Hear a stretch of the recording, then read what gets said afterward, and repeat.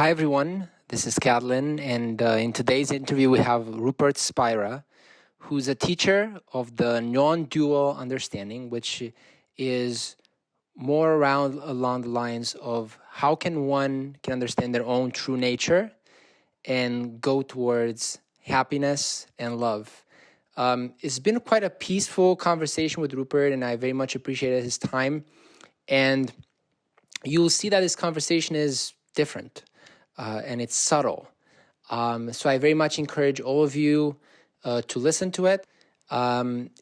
Its intention was to be an introduction into our true nature for the people that are looking to better understand themselves and how they can be the best version that they can be and make the highest and biggest contribution in the world. So we talked about identifying our true nature. We talked about how we can stop identifying with our thoughts, feelings, and emotions and identify with our true nature. And Rupert went into some simple examples, analogies, and ways we can do that. And then how to create in the world from that place. So quite a meaningful conversation. You will find in the show notes a link to his website, YouTube, and etc. So you can follow along and learn more about what he does. Until then, thank you so much. Sending you much love and happiness, and talk to you soon. Let's get into the conversation. Hi, everyone. Thank you so much for joining in. Today I have Rupert Spira with me. And Rupert, thank you so much for joining us for today's interview. Really excited for today's conversation and looking forward to it. So thank you so much for joining. Thank you, Katalin, for inviting me. It's a pleasure to be here. So, Rupert, as I was telling you before we started in our pre-conversation, one of my core intentions would be a lot of the people listening are people who are maybe have dipped into spirituality, maybe that understand a bit about it. And there's people that are wanting to achieve things in life. They're mostly focused around how can I be more, how can I accomplish things, how can I be successful. I think one thing that would be useful to start, if you may, is if you take a person that maybe has a decent understanding of like mindfulness practices and simple spiritual practices that are like widespread, how would you take the work that you're doing in spirituality and explain it to them?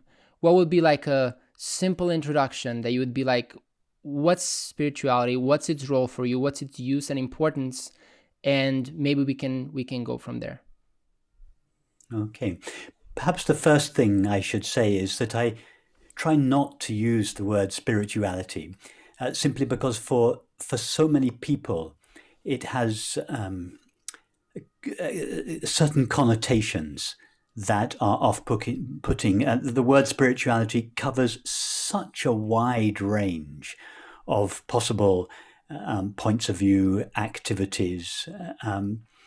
So I think the word has to be used quite carefully. What I mean when I use the word spiritual, or what I would suggest is really the essence of all the great religious and spiritual teachings, really addresses two fundamental questions, really three questions, which almost everybody asks at some point in their life. And the first one is, how may I find lasting peace and happiness? Happiness is that which we all love and seek above all else. So this is the first question that the spiritual tradition or traditions addresses. How may we find lasting peace and happiness? So this relates to our inner experience. Now the second question relates to our outer experience. What is the nature of reality?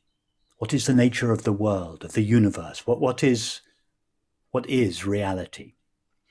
And then the third question is to do really with the connection between us on the inside and the world on the outside. So we could formulate this by saying, how should we live in the world? So really these are the three core questions that I address in my work, and that I would suggest are addressed by the great religious and spiritual teachings. How may we find lasting peace and happiness? What is the nature of reality and our relationship to it? And how should we live in the world? Awesome. So would you say that we have answers to those currently?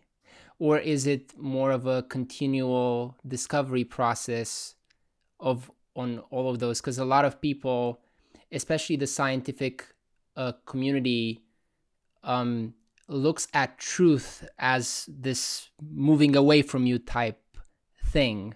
So I'm curious, what would you say as it, so happiness was the nature of reality and how to live in it? Would you say that currently we do have a good sense of how to answer those questions? I would suggest that as a society as a whole, we don't know. I feel that society has lost its way, both in terms of what happiness truly is and how we may find it, and likewise in relation to the question, what is the nature of reality and our relationship to it? I think there are answers to these questions, and there always have been. These questions have been thought of for millennia. These are the great questions that everybody has asked for thousands of years, and there are, I think, answers to these questions, and I think they are contained, albeit in coded form very often, in the great religious, philosophical and spiritual traditions. But as I say, I feel that our culture as it is now has lost touch with this understanding, the prevailing materialist paradigm, which has really been the dominant paradigm for the last 200 years or so, has really eclipsed this understanding. And I think the situation that we find ourselves in the world today is very directly related to the lack of understanding of these core issues. Yeah. A question there, and I would love to ask about the non-dual understanding and how that relates, and maybe briefly explaining that concept. So when we're looking at, so we can say that the last couple hundred years were really prevailed by the scientific revolution. So we have technology, we can speak through Zoom, like we're not physically near each other right now, but though we can see each other, that's quite astonishing. So it has given us a lot, and it's definitely had a lot of fruits. It may just be that the tree, the apples that we've been able to get from this tree, like the way we've gotten fruit from a tree for the last couple hundred years, is not going to be the way we're going to continue to get fruit in the future. And it seems that if we continue to just reduce everything to science and technology as the end all be all, and there's nothing else, that's really the only way, and everything, it seems like it's quite limited. And I'm curious, what do you see it as a way for society to go from that place, from the way we, because this is permeated into everything, the way we grow food. Agriculture is like materialistic, reductionist. You have one crop everywhere, you do all these things. It doesn't take into consideration nature or holistic understanding. Same with everything. What would you say are a couple ways or a couple of key concepts that would be able to inspire people to go from there to thinking of things in a more holistic, maybe it's the right word, manner, that integrative manner that accompanies with what you are thinking of? Well, the inevitable consequence of the prevailing materialist paradigm is that the world is made out of a dead inert matter, we are, as individual living human beings, we emerge from the world, and we are, so our essential nature therefore is matter, and that mind or consciousness evolve as an epiphenomenon of matter or of the brain. So this paradigm, the inevitable consequence of this paradigm is that individuals consider themselves to be separate, discrete, and independently existing entities or selves, separate from one another, separate from all animals, and separate from the world and the universe, which is considered to be outside of themselves, independent of themselves, separate from themselves. So this is a paradigm which, if it is explored to its logical conclusion, has two consequences: unhappiness on the inside, and actually it has three consequences: unhappiness on the inside, conflict on the outside between individuals, communities, and nations, and the exploitation and degradation of the environment. These three consequences are the inevitable outcome of the prevailing materialist paradigm. Right. And thank you. And with those consequences, and I think a lot of the people feel this, and especially with the last maybe year and a half with the pandemic, a lot of people have sit in their homes, and one of probably the benefits of that is people have found time for introspection and basically found a lot of things that they were not aware of, that maybe they're 35 or 20 or 12. It was actually a time for people to actually find, oh, these are my feelings, and this is how I feel about this, and I actually do not like this job, or this is not fulfilling to me. What's actually important? Oh, I don't actually need all this money. I can live with this amount. Why am I doing all this 4 hours a day commute, and all these things? So it seems that right now there's like a tectonic shift happening in people's psyche, maybe, in which they kind of look at this side of the coin of the type of things that you're expressing and maybe look at them differently. So for how much would you say for people is, yeah, let's do this first. Can you briefly share, because your work, it's about the non-dual understanding. Can you explain that concept briefly before we go further, and how does that relate to, yes? Mm-hmm. Yes, okay. So non-duality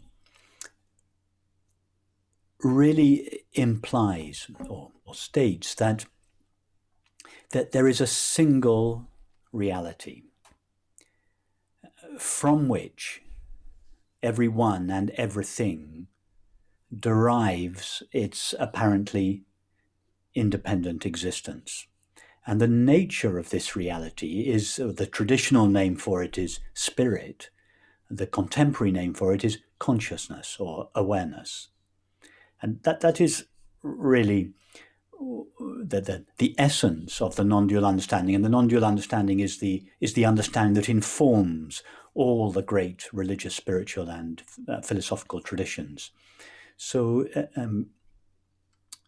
in this understanding, it involves, it can be applied both to oneself and to the world. In relation to oneself, the great discovery is that what we essentially are is this impersonal, infinite, and yet utterly intimate awareness or consciousness. That is the essential nature of what we are. It is also the essential nature of what the world is.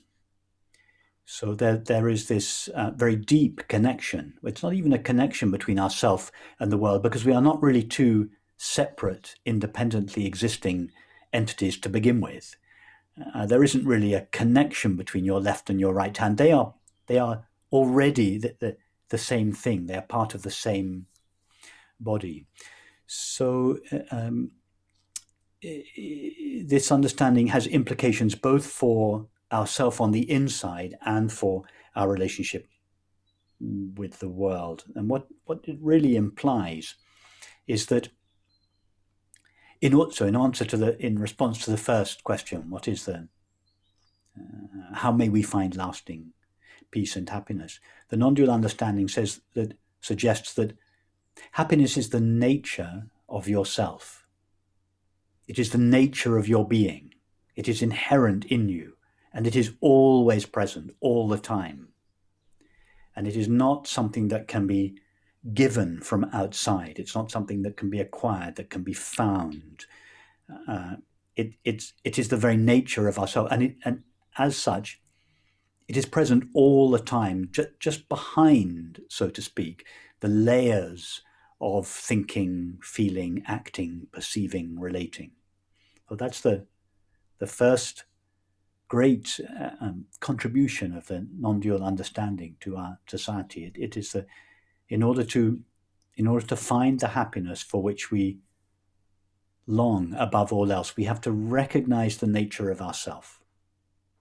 And then the second implication of the non-dual understanding is that we share our being with everyone and everything. Just take that last statement. Think about if everybody understood that they shared their being, let's just take other people to begin with everybody else. If we not just understood intellectually, but we felt that the essential being, the essential self of everybody was the same being as their own self, how would we behave towards them? Well, we know how we behave towards them because we do feel that we share our being with some people, namely the people that we love. In fact, I would suggest that that's what the experience of love is, the felt sense of oneness with that person. We feel we love, if we have children, for instance, it goes without saying that in almost all cases there is this profound, deep connection. We feel that our child that we are one with our child. That's the experience of love. And therefore it is almost impossible to treat a child unkindly, unless, of course, one forgets or overlooks the fact that we share our being with them. Then it is possible to treat a child, or indeed a stranger or a colleague or anyone else, with unkindness, with injustice, with cruelty, etc. So just this single idea, this single understanding, we share our being with everyone. Think of the profound... Imagine if politicians knew that everybody in their constituents, everyone in their country, everybody, irrespective of their political affiliations, that they shared their being with them. Don't limit it to human beings. Imagine if we felt that with animals, that the essential being of an animal, what an animal truly is, the essential identity of an animal, is the same being as the being that we are. How would that affect the way we treat animals? And then take that even further. What about the earth? The earth exists. Imagine if we understood that the earth derives its existence from the same being, the same infinite being, that we derive our individual existence from. In other words, beneath the apparent distinction between ourself and the world, there lies a single field, unified field of being. Again, how would we treat the earth if this was our felt understanding? Am I interrupting? No, carry on. So the feeling of peace inside of me when you say that, it's already telling. And I'm pretty sure, because to me this is quite astonishing that we do have an intuitive sense of truth Absolutely. when we are around it, and there's not really much needed to know that what you said is true, because the experience of me hearing that and being in the presence of that, it's already deepening. Yes. I think you're absolutely right, Kathleen.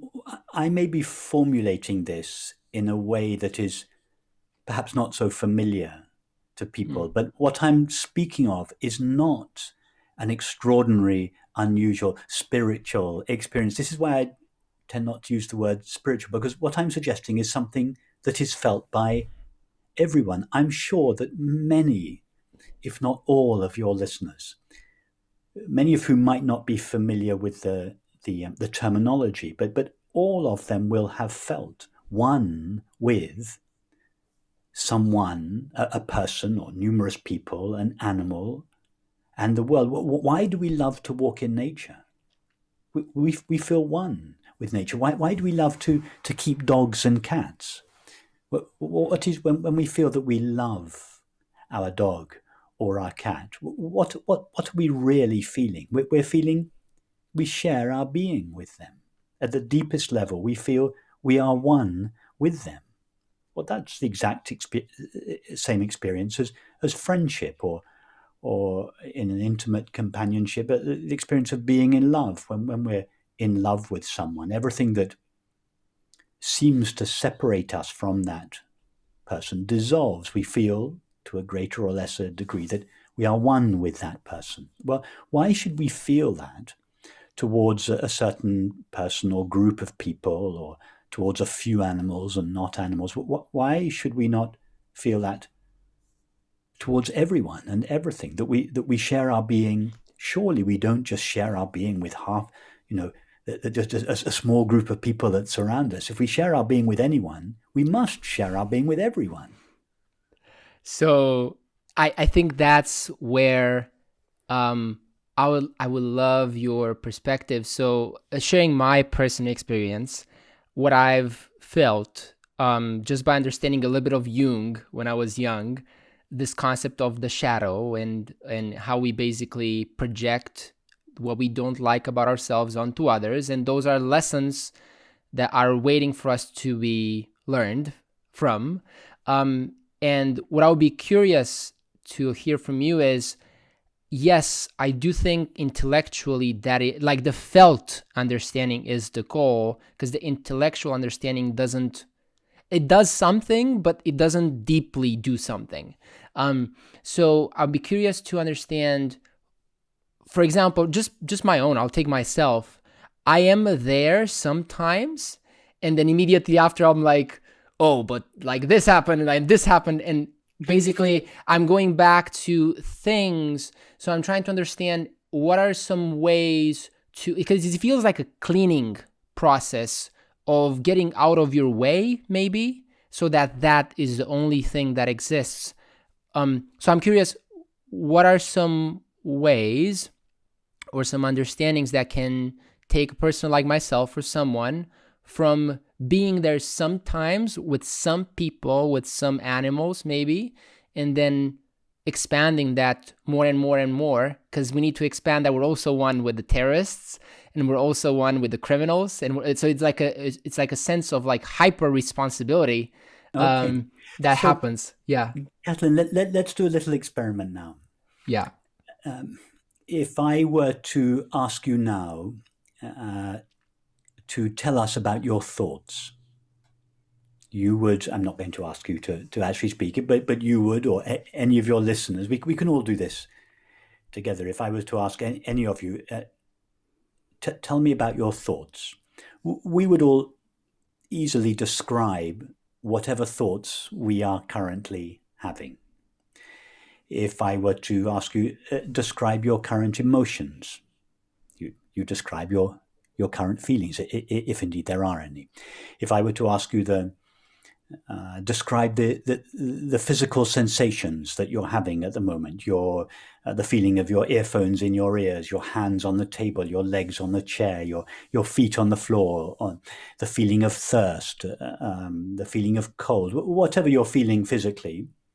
If I were to ask you to describe that, each of us would easily describe that. If I were to ask us, describe the nature of your perceptions, whatever it is you are seeing, whatever it is you are hearing, tasting, touching, smelling, all of these we would describe easily. But notice I speak about your thoughts, your feelings, your sensations, your perceptions. I refer, and we all do this all the time, we refer to a self, to whom all of these belong. We talk about my thoughts, my feelings, my body, the sights that I am having. So now, if I was to ask you, tell us about that self. Don't tell us about your thoughts, feelings, sensations, perceptions, activities, or relationships. These are all experiences that you have or that you do. But tell us about you. Go ahead. Well, I am the one who's observing all those things happening. Okay, perfect. You're the one that is observing or witnessing or aware of your thoughts, images, feelings, sensations, perceptions, etc. And whilst your thoughts, images, feelings, sensations, perceptions, activities, relationships, etc. are constantly changing, the fact of being aware remains present throughout your experience. Well, for instance, whatever it is, we're having a conversation now, whatever it is that is aware of my voice now is the same as whatever it is that is aware of my voice now. The first now disappeared 20 seconds ago, but the awareness with which we observed it remains and is aware of the next thought, the next feeling. So the fact of being aware, or awareness itself, is the constant background of our ever-changing experience. Tell us more about it, which means tell us more about yourself. You are that which observes your experience. It is always present. It is rather unchanged and unaffected. So it's still.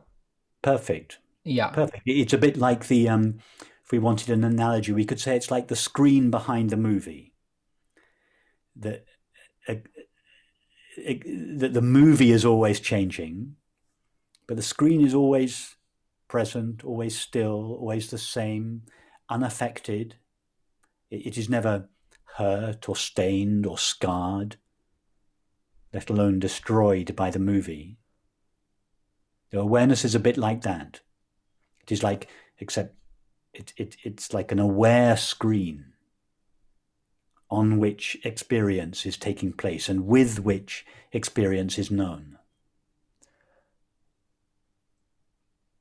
So when let's say I'm having thought, like, okay, so by me identifying with my thoughts, it's basically a fundamental lie because I'm not my thoughts. Yes, So if you're identifying with your thoughts, it means that you, awareness, have lost yourself in your thought. You've allowed yourself to become colored or qualified or conditioned by your thoughts. Let's use the example of a feeling. It's a little easier. Let's say you have a feeling arises. If you, awareness, get lost in the feeling, you seem to become the feeling. You don't say, I feel sad. You say, I am sad. No, you're not sad. You are aware. If sadness was essential to you, if it was part of your nature, you would always be sad. You wouldn't be able to get rid of sadness because it would be what you are. But sadness comes and goes in our experience.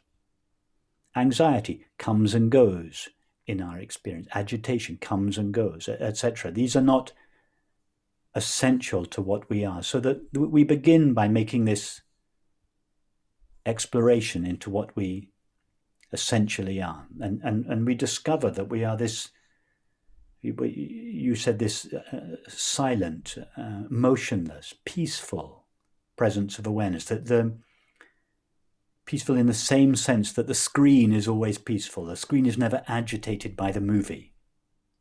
When the characters in the movie move, the screen is not really moving. So awareness is like that. It's thoughts and feelings can be agitated, but awareness is the perfectly peaceful background of all thoughts and feelings. And this is what the traditions mean when they say, well, in Christianity, it's referred to as the kingdom of heaven is within you. What they mean is the realm of eternal peace and happiness, the realm of causeless peace and happiness is your very own nature. That's not referring to something exotic or religious or spiritual. It's just referring to the fact that the nature of our being, not some fantastic enlightened being that we might become in 20 years' time if we meditate hard enough, but the very being that each of us is now, its nature is peace. It is inherently fulfilled. It does not need to be enhanced by experience. So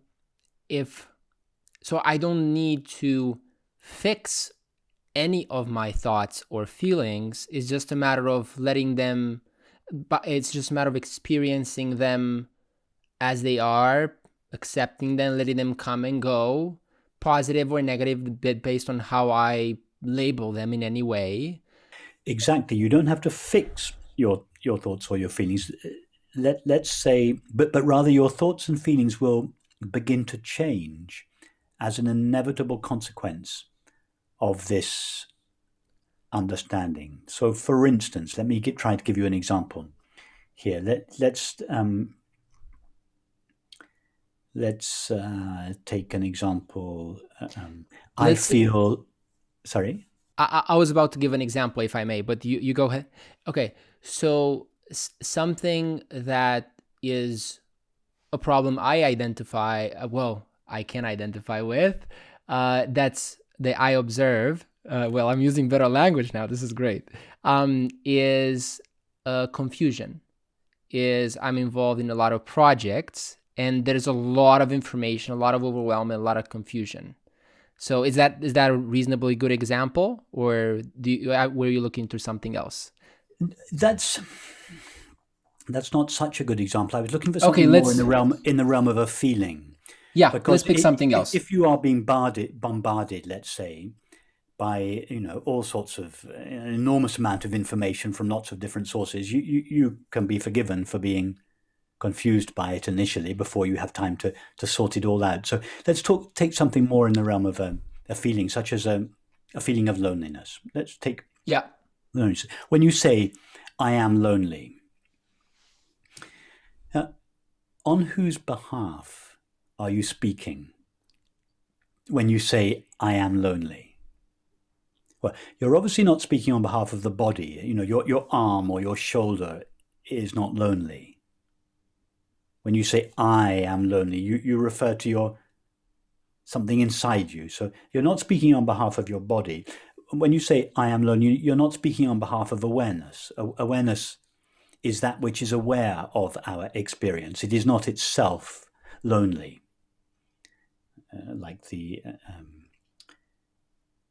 Just as the screen is never colored by any of the images that appear on it, is never stained. Likewise, we awareness never take on the actual qualities of experience. Awareness is always colorless. It is always silent. It is always open. It is always empty. So when we say I am lonely, we're not speaking on behalf of the body. We're not speaking on behalf of awareness. On whose behalf do we speak when we say I am lonely? Well, I guess I'm speaking on behalf of my. I'm not sure. I'm actually not sure. Exactly. You're not sure because when you look for this self, this separate self inside of yourself, on whose behalf the loneliness arises, you can't find it. That's funny. Because you find your body, that's fine, but we understand the feeling of loneliness doesn't arise on behalf of your body. You find the presence of awareness, just the simple fact of being aware, the one that is aware of the loneliness. But you don't find the person, the self, on whose behalf the loneliness rises. Let me try to give you an analogy. To take an actor, John Smith, who plays the part of King Lear. And as King Lear, I don't know if you know the story, the Shakespeare story, King Lear has a terrible relationship with his three daughters. And so let's say King Lear is he's upset, he's mad with his daughters, he's upset with his daughters. Anyway, the play comes to an end and he goes backstage, and one of his friends comes to meet him, to congratulate him on his great performance, but he finds him miserable, and he says to his friend, why are you miserable? And he says, because Cordelia, she's just, because of my relationship with my daughters. And his friend thinks, what are you talking about? And his friend says to King Lear, you're not miserable because of your relationship with your daughters. You're miserable because you've forgotten who you really are. Who are you? And then he goes through a little similar exercise that we've just been through. King Lear starts to describe his thoughts, his feelings, his activities, his relationships. And his friend says to him, no, none of these are who you essentially are. These are just thoughts and feelings and activities that you have adopted. Who is the real you underneath all these thoughts and feelings? And so King Lear traces his way back through the layers of his experience. And then eventually there is this recognition, I am John Smith. And of course, at that moment, his suffering comes to an end.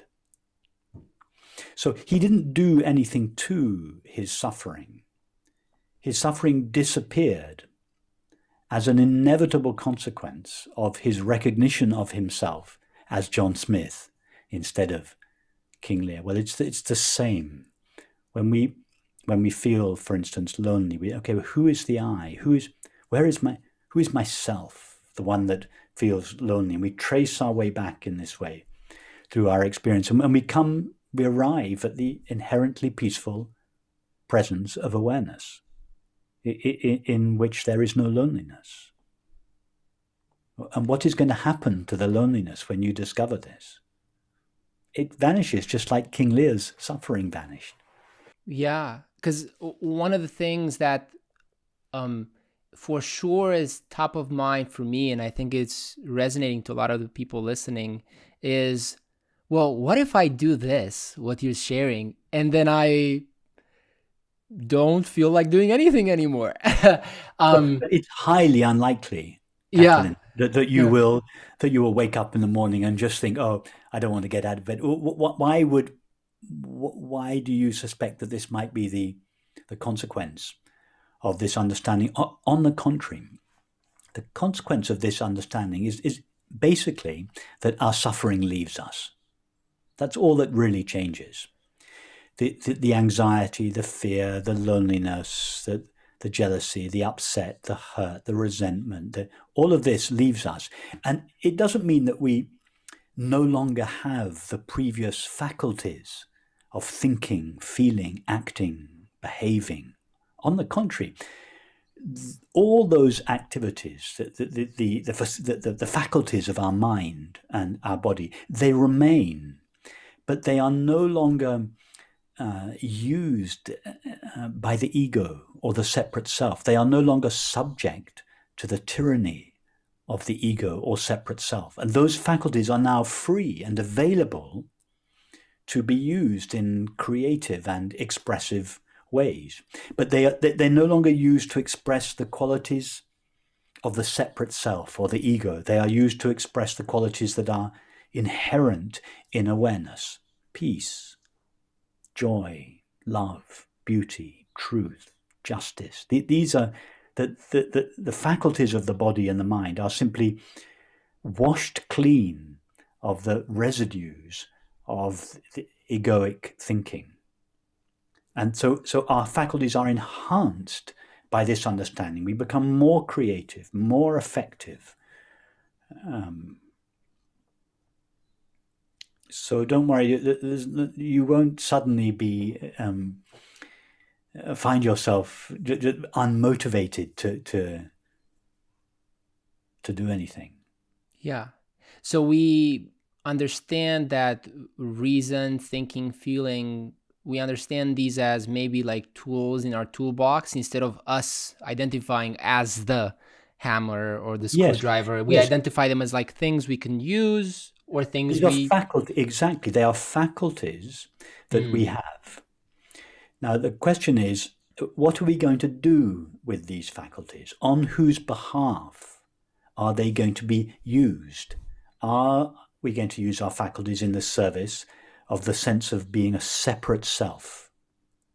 In which case, greed, unkindness, injustice, intolerance, these are the inevitable qualities of actions that are informed by a sense of separation. So now we use the same tools, but they are no longer used in the service of these beliefs and feelings. They are used in the service of truth and joy and peace and love, justice. Yeah. So I just to summarize on that a little bit, and I'd love to ask you a further question on that is, so I go from identifying with the content of my experience, the thoughts, feelings, whatever it is that I'm experiencing, I identify with myself, which is the person who is observing, who's still, and not the person who's observing, the awareness self, the awareness that is observing. Yes. Great. Yes. And once that happens, then it's not a process of fixing all those things. It's a process of dissolving. They like dissolve, and then probably they become irrelevant when you go back to identifying with that awareness.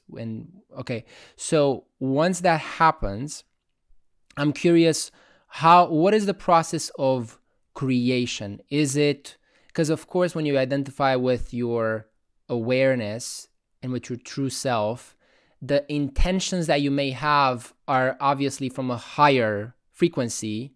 They're going to be more towards love and kindness and unity, which are aligned with what you're feeling. So I'm curious, how do you see the process of creating from that place? Like, do you set intentions? Do you just leave spontaneously?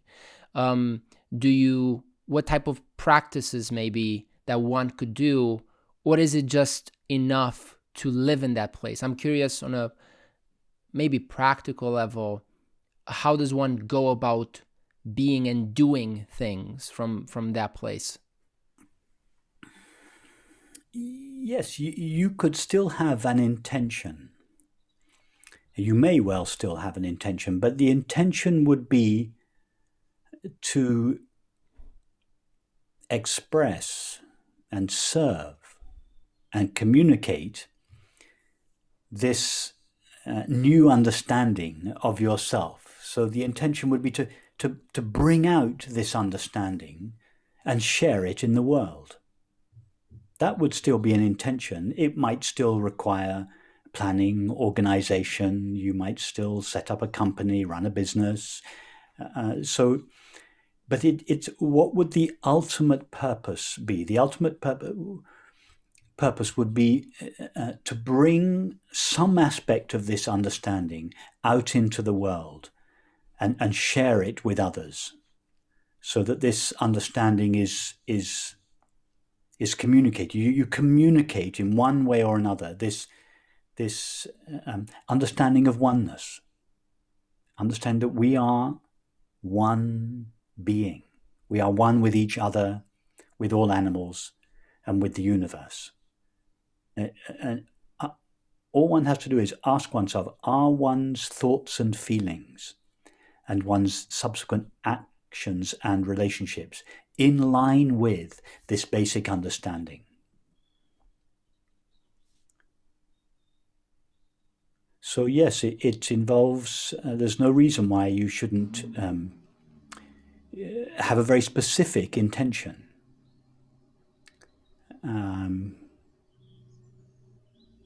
And it's certainly, this understanding, I would suggest, is really the source of all creativity. It's not really we as individuals who create. There is only one creator, if we can call it a creature, and that is the single reality that we all are, infinite awareness or infinite consciousness, which is the essential nature of ourself, which is the essential nature of the world. This is the one that is creating. We are the eyes and the ears and the hands of that single reality. So in the ultimate analysis, there are no discrete and independently existing people. We are the eyes, the ears, the hands and the feet of this, whatever we call it, infinite consciousness, higher intelligence. It's not a higher intelligence, it is just intelligence. And we are the mouthpiece of this intelligence. Our job is to bring this intelligence out into the world, to make it manifest, to share it, to communicate it, to live on its behalf. So we participate, as individual people, we participate in the unfolding of this intelligence in society. And if we run a business or a company or whatever endeavor, we have a family that we're looking after, or whatever endeavor we are involved in, we are the means by which this, it's not just intelligence, it's intelligence and love, understanding and love. We are the means by which this understanding and love is brought out into society. For instance, what you're doing with your podcast. Take that as an example. You have this podcast, and the purpose of it is to, I don't know very much about your podcast, but it's I understand, to bring these kind of ideas out into the world of entrepreneurship, business. So your intention is to bring love and understanding into a field that traditionally is not known for love and understanding. It's a rather, can be, not by no means always, but can be a rather ruthless, cutthroat business with a lot of greed, a lot of self-seeking, etc. So you're trying to infuse that world with these ideas. That's a beautiful thing to do. That is an example of someone who is using their faculties, their mind and their body, to bring this understanding to a certain segment of society. And as you know very well, that requires, so that may be your deep intention, but it's not enough just to have the intention and just think, okay, we'll see what happens this morning. No, you have to write people emails. You have to find out who Rupert's assistant is, and you have to email her, and you have to make a date to have a meeting, and you have your expenses. You have to cover your expenses. All of this, that requires some planning, some organization, some business skills. So you use of all of those skills, but to what end? Why are you doing it? Just so you can make more and more and more money for yourself? No. Or are you doing it because you love this understanding, and you want to bring this understanding out into the world and share it with a segment of society that you are interested in, because you're interested in business and entrepreneurs, but you want to bring this understanding into that world. Yeah, that's very interesting. And one last thing, so thank you so much for sharing all of that. And one last thing I'll ask you before I'd love for you to share maybe some places where people can learn more about the things that you're sharing and so forth. Is let me know if I'll try to read back a sentence that I've kind of comprehended, and let me know if that's along the lines of what you've shared. So it's more like first identifying with this awareness instead of identifying with all these things that are happening and feelings and thoughts and so forth, and then creating from that place. It feels to me more like allowing things to flow through you instead of you like moving, like allowing things to flow through you, and then of course doing the manual labor at the end of that, and like moving your lips and your body and all of those. But it's more like it feels to me like you're a tube and you get out of the way so water flows through, and then of course you'll need to do stuff at the end of that tunnel. And that feels like a very effortless way to live. Yes, you're right. You get out of the way, by which you mean you, the separate self. Yes. Get out of the way. And this means that instead of your actions being initiated from this little center somewhere in the middle of your head, or called the separate self, you have the whole. Actually, you have the whole force of the universe behind you, because it is the whole that is doing the creating. You have stepped out of the way as an individual, as a separate self. So your faculties of thinking, acting, doing, etc., are now being used by this intelligence, which is much larger, intelligence and love, which is much larger than you as a person. And you'll find you have terrific energy because you've taken this little restricting valve called the separate self or the ego out of the way.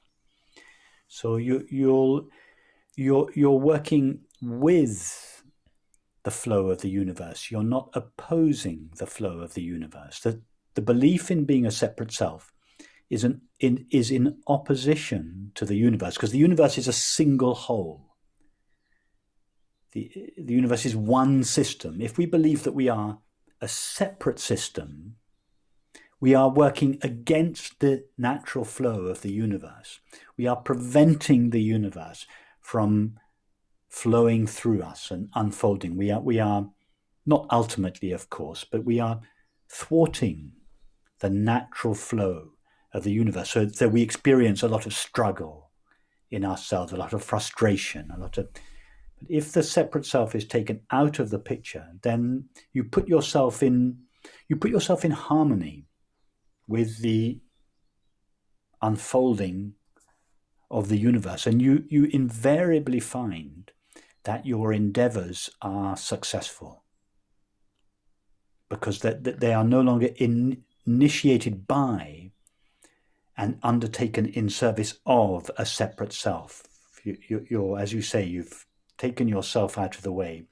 You are acting on behalf of the oneness of everyone and everything. So the whole universe is on your side. You are a mouthpiece for the oneness of reality. And so that reality does the work, so to speak, through your body and mind. That's creativity. That's what real creativity is. And it feels to me like this could happen in an instant. Like some people listening to this may be like, there's something that will shift and then that will happen. But for the people that doesn't happen, would you say this requires, because this doesn't feel like a work hard thing. It doesn't feel like a practice that you insist. You're quite right, Kathleen. This is not about hard work. It's about understanding. I'm not suggesting, sit on your meditation cushion for 4 hours a day for the next 20 years, and if you're lucky, you'll get a glimpse of it. No, I'm suggesting right now, recognize that the thoughts and feelings with which you normally identify, they're not essential to you. They're very close and intimate, but they're not essentially what you are. You give them up happily every night when you fall asleep. So if you give them up every night when you fall asleep, even your deepest depression or your most intimate feelings, we give them up every night when we fall asleep. They cannot therefore be what we essentially are.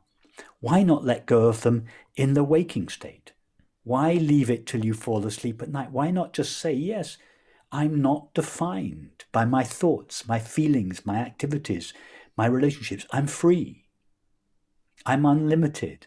There is no sorrow in me as I essentially am. You can experience that now, or you can at least get a glimpse of it, a taste of it now. The old habits of thinking and feeling may, of course, come back, but you can get a taste of it, and just one taste of that is enough to make you think, I want to find that again. How can I get back to that place in myself where I recognize just for a moment that I'm free of the burden of my past, for instance, this heavy weight of the past that I drag around with me. Actually, I let go of it every night when I go to sleep. I can do that right now, just by understanding that the awareness that I essentially am is not essentially conditioned by my experience.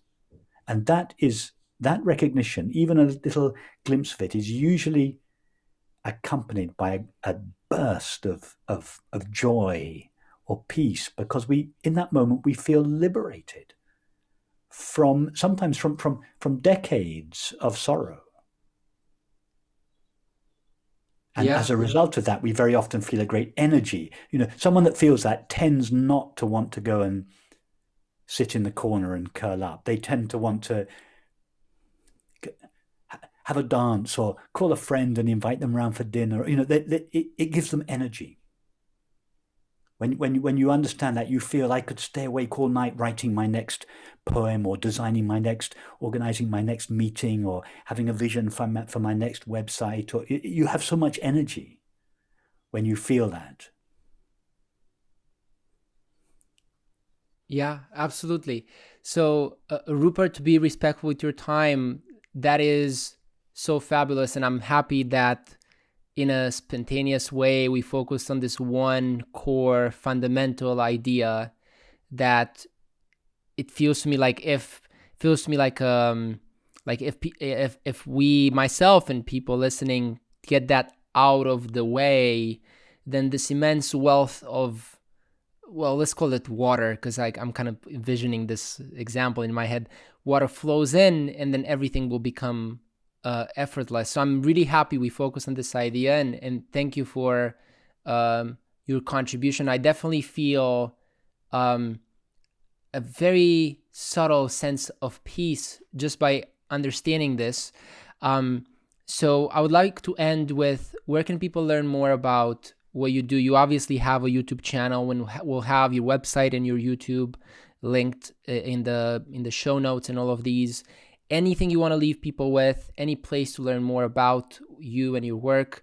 Kathleen, I think you've mentioned them, the two obvious places. YouTube, there's a wealth of videos there, some longer guided meditations, and a series. When I say a series, I don't know how many now, but there must be 200, 300, possibly 400 videos there, and of course all free. So that's the place to go.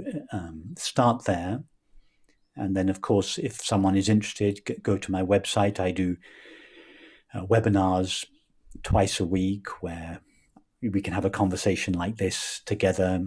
I regularly do weekend online retreats or meetings over a weekend, or sometimes a longer period, 4 or 5 days. So there's all that's information's on the website. So really, these are the two main sources: YouTube and my website. All right. Thank you so much, Rupert. I appreciate your time, and sending you much love and my best intentions in all the things you do. Thank you, Kathleen. Thank you again for inviting me onto your podcast. I wish you and all your listeners the very best with your endeavors. You're doing a wonderful job. Thank you. Thank you. Much appreciated.